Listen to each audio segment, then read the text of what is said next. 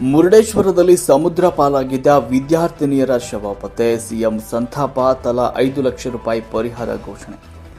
ಉತ್ತರ ಕನ್ನಡ ಜಿಲ್ಲೆಯ ಮುರುಡೇಶ್ವರಕ್ಕೆ ಕೋಲಾರದಿಂದ ಶೈಕ್ಷಣಿಕ ಪ್ರವಾಸಕ್ಕೆ ತೆರಳಿದ್ದ 4 ವಿದ್ಯಾರ್ಥಿಗಳು ಸಮುದ್ರ ಪಾಲಾಗಿದ್ದಾರೆ. ದುರ್ಘಟನೆಯಲ್ಲಿ ಮಡಿದ 4 ವಿದ್ಯಾರ್ಥಿಗಳ ಕುಟುಂಬಕ್ಕೆ ರಾಜ್ಯ ಸರ್ಕಾರದ ವತಿಯಿಂದ ತಲಾ 5 ಲಕ್ಷ ರೂಪಾಯಿ ಪರಿಹಾರವನ್ನು ನೀಡಲಾಗುವುದು ಅಂತ ಮುಖ್ಯಮಂತ್ರಿ ಸಿದ್ದರಾಮಯ್ಯನವರು ಘೋಷಣೆ ಮಾಡಿದ್ದಾರೆ.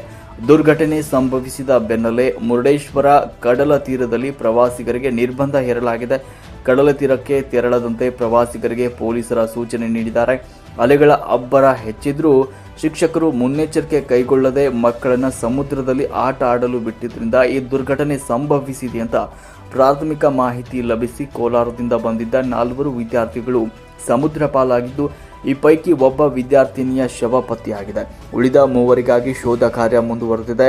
ಏತನ್ಮಧ್ಯೆ ಮೃತ ವಿದ್ಯಾರ್ಥಿನಿಯ ಕುಟುಂಬದವರಿಗೆ ಸರ್ಕಾರ ತಲಾ 5 ಲಕ್ಷ ರೂಪಾಯಿ ಪರಿಹಾರ ಘೋಷಣೆ ಮಾಡಿದೆ. ವಿದ್ಯಾರ್ಥಿನಿಯರ ಕುಟುಂಬಕ್ಕೆ ತಲಾ 5 ಲಕ್ಷ ರೂಪಾಯಿ ಪರಿಹಾರ ಘೋಷಣೆ ಮಾಡಿ ಕರ್ನಾಟಕ ವಸತಿ ಶಿಕ್ಷಣ ಸಂಸ್ಥೆಗಳ ಸಂಘದ ಕಾರ್ಯನಿರ್ವಾಹಕ ನಿರ್ದೇಶಕರು ಆದೇಶವನ್ನು ಹೊರಡಿಸಿದ್ದಾರೆ.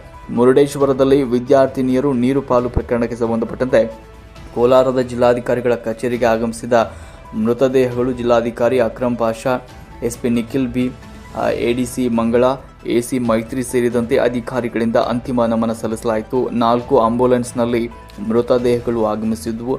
ಕೋಲಾರ ಜಿಲ್ಲಾಧಿಕಾರಿ ಕಚೇರಿ ಬಳಿ ಕುಟುಂಬಸ್ಥರಿಗೆ ತಲಾ 5 ಲಕ್ಷ ರೂಪಾಯಿ ಪರಿಹಾರದ ಚೆಕ್ ವಿತರಣೆ ಮಾಡಿದರು.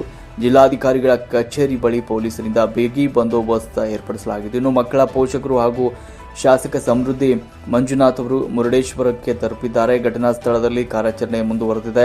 ಜಿಲ್ಲಾಡಳಿತದ ನೆರವಿನಿಂದ ಉಳಿದ 3 ಜನ ವಿದ್ಯಾರ್ಥಿನಿಯರ ಶವಕ್ಕಾಗಿ ಹುಡುಕಾಟ ನಡೀತಾ ಇದೆ. ಪ್ರವಾಸಕ್ಕೆ ಹೋಗಿದ್ದ ಇತರ ಮಕ್ಕಳನ್ನು ಮರಳಿ ಊರಿಗೆ ಕಳಿಸಲು ಜಿಲ್ಲಾಡಳಿತ ಹಾಗೂ ಶಾಸಕ ಸಮೃದ್ಧಿ ಮಂಜುನಾಥ್ ಅವರು ಸಿದ್ಧತೆ ಮಾಡಿದ್ದಾರೆ.